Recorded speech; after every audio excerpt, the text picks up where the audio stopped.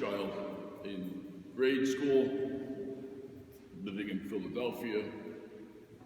Very frequently, I would go and spend Friday and Saturday night with my grandmother in Camden, New Jersey. And my grandmother, that would be to say my father's mother, my grandmother Connolly, she lived there in a nice big house on State Street in Camden, together with her brother, who would have been my Uncle Edward, and her daughter, who would have been my Aunt Anna.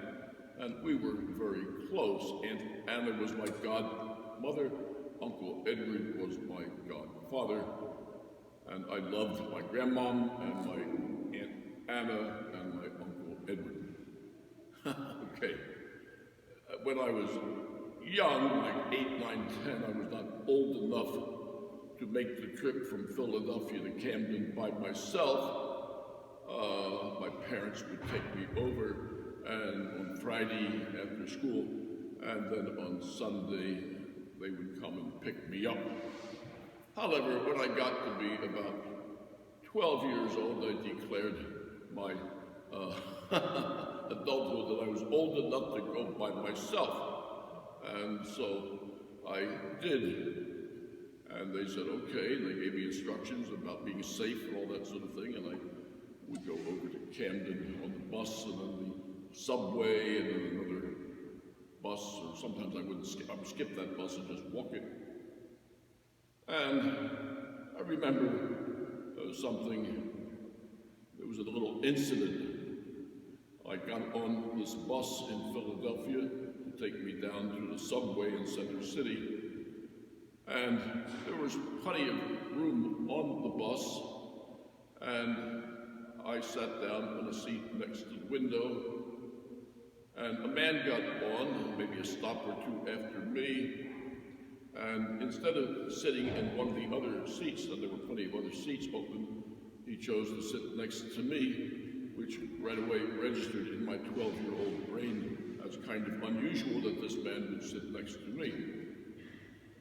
I will not give you details because I have some discretion here, but he started a conversation with me such that I knew, even at the tender age of 12, and I was somewhat naive to be honest with you, although it was a simple age back then. He started making conversation with me that I right away recognized as being inappropriate for any man to make with a boy, especially if the man did not know the boy or vice versa.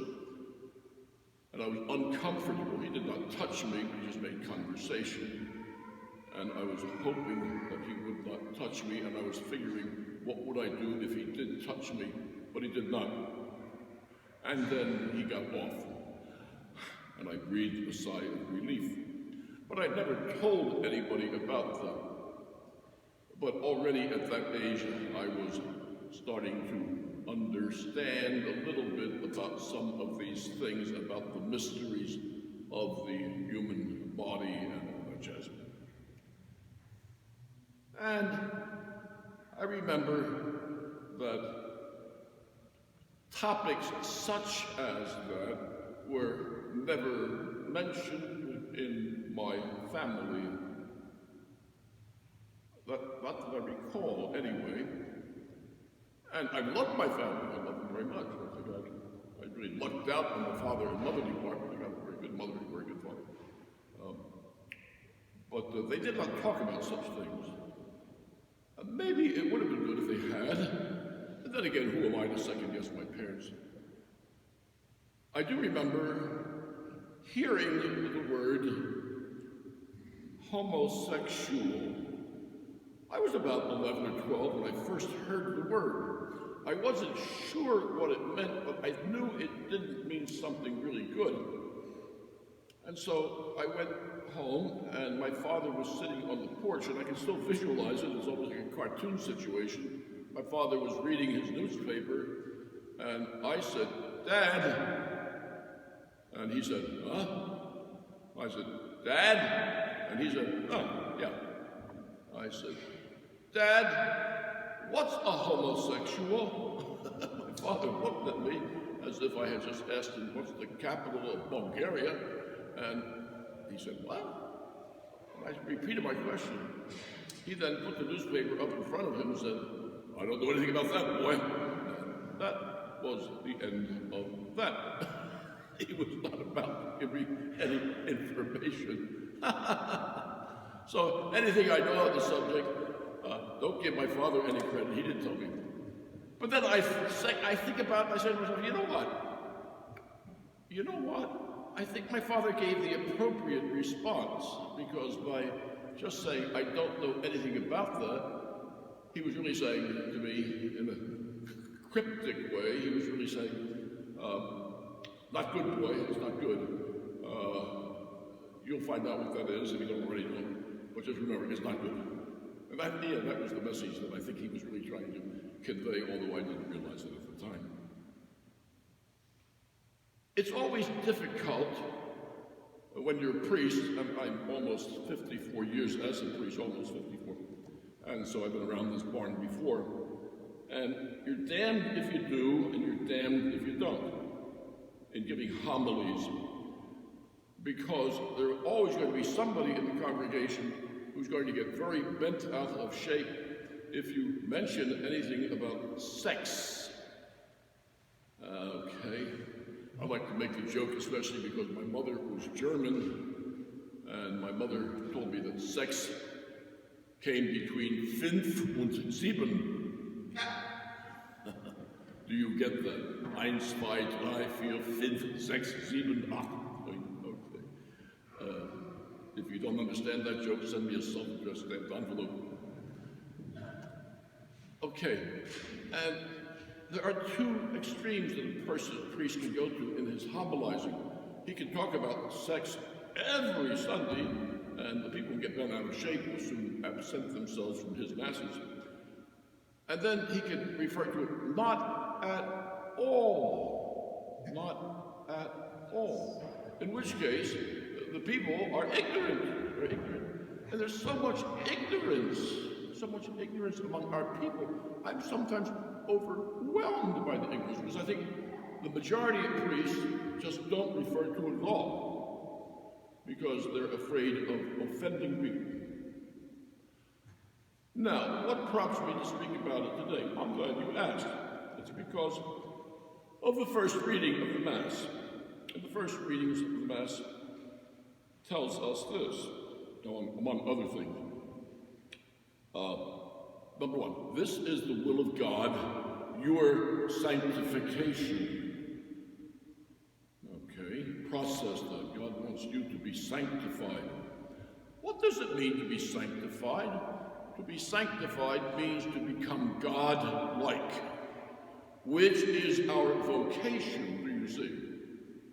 To become holy. You are to be holy, as God is holy. Okay. Now, I'm being very school teacherish here, as I often am, but bear with me. Absolutely essential to being holy is to be separate and different. I'll say that again, in case you have fallen asleep. Absolutely essential to the notion of holiness is that you be separate, that is to say, different. Now here goes my school teacher etymology lesson. Okay, you ready for etymology? What's the Latin word for holy? Everybody knows that, especially in the traditional Latin Mass. It's sanctus, sanctus, sanctus. We'll be doing that in a little while. Sanctus means holy. Oh, yeah. Where does that come from? Go to a Latin dictionary, you see, look up sanctus, and it tells you where it comes from. It comes from the Latin verb sancire, S-A-N-C-I-R-E. Oh, sancire, okay. So what does that mean? Do you know what it means? Do you know what it means? Do you know what it means? Well, I'll tell you what it means. It means to separate something, to separate it. So, sanctus, masculine, sancta, feminine, sanctum, neuter. Sanctus is the passive participle of the verb to separate. Therefore, sanctus means separate, different, separate, different. And God is the ultimate separate, different one. And so if we cared to do so, we could translate Sanctus, Sanctus, Sanctus, Dominus, Deus, Sabaoth, separate, separate, separated, Lord God of heavenly armies. You follow me? Okay. So we are supposed to be separate, different. Therefore, essential to being a serious Catholic Christian is that we don't look at sex and do sex the same way the pagans do it. We don't. We do sex. I say, notice, sex is not bad. Oh, no. I never said sex was bad. All good sex, my favorite sex. I say to myself, if a man named Francis did not look with tender longing upon a woman named Pauline in roundabout March of 1937, give or take, April, I guess more like April 1937, yours truly wouldn't be here. You see what I mean? So all of us are here as the fruit of the longing of our fathers and our mothers for one another, a longing which they consummated in that well-known act which brought about our conception. So we're not against sex at all, but we're against the abuse of it. It's such a wonderful thing. It reproduces the human race, but it can be dangerous. It's like electricity. Electricity is a wonderful thing. But watch out, you misuse it, and it'll blow you to kingdom come. Okay, you still with me? Now, guess what? I'm going to talk about sex. And the reading here says, after it tells us that it's God's will that first be sanctified, then the very next sentence is that you should abstain from fornication. Abstain from fornication. What does fornication mean? It means abuse of the vessel. Okay? You with me? You with me? Okay, abuse. It means regarding the vessel as the ultimate. Okay? Then it goes on and says that every one of you should know how to possess his vessel in sanctification and honor. Okay, possess your vessel. We all got vessels. I got a vessel, you got a vessel, all got children, we all got vessels. Okay, possess your vessel in sanctification, not in the passion of lust. What is lust? Lust is undisciplined and unbridled sexual desire. It goes on and says, like the Gentiles that know not God. Oh, you see, there's that separateness thing again. You got the Gentiles that know not God, parentheses, the pagans, parentheses, the do-it-yourself or religion people, the atheists for all practical purposes, the worldlings, the seculars, and they do sex according to their own wishes. But we don't. No. We are disciplined. And therefore, not only do we not commit adultery, but we do not commit fornication. And lest there be any doubt whatsoever, I want you to know that every sexual act outside of marriage is grievously sinful. Every sexual act outside of marriage is grievously sinful. Well, suppose they're engaged and they're going to be married in 2 months. Is it okay for them to have sexual intercourse? No.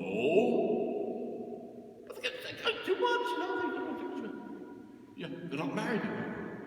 Every sexual act outside of marriage is grievously sinful. and that includes engaged people. Absolutely. If you did not know that, now you know it. And now that you know it, don't keep it to yourself, tell others. And if they say, oh, you're nuts, just say, thank you for your opinion. Be like Bernadette. You know Bernadette? Bernadette, St. Bernadette of Lourdes. Bernadette was put through a hard time because she said she saw the Blessed Mother. And this council of, quote, learned persons interviewed her and tried to get her to deny that she's what she said. That was all a lot of nonsense.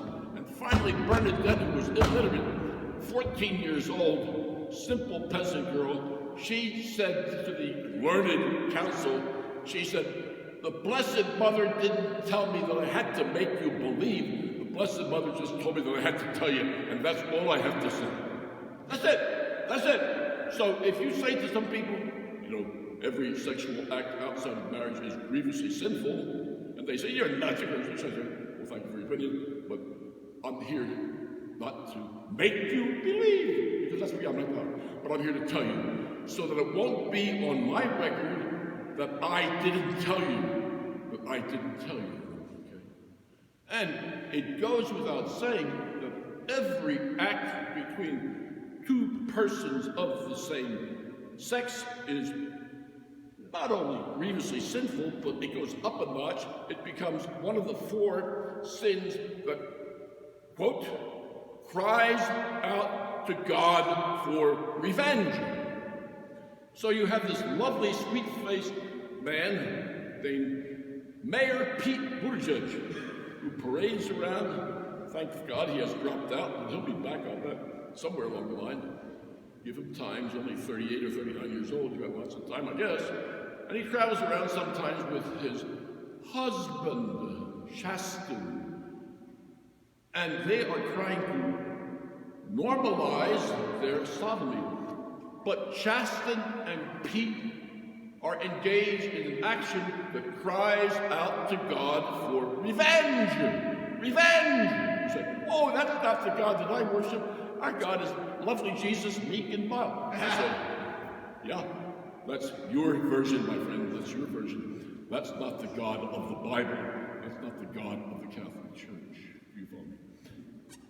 And I want you to know that the use of artificial contraception is grievously immoral. Grievously immoral.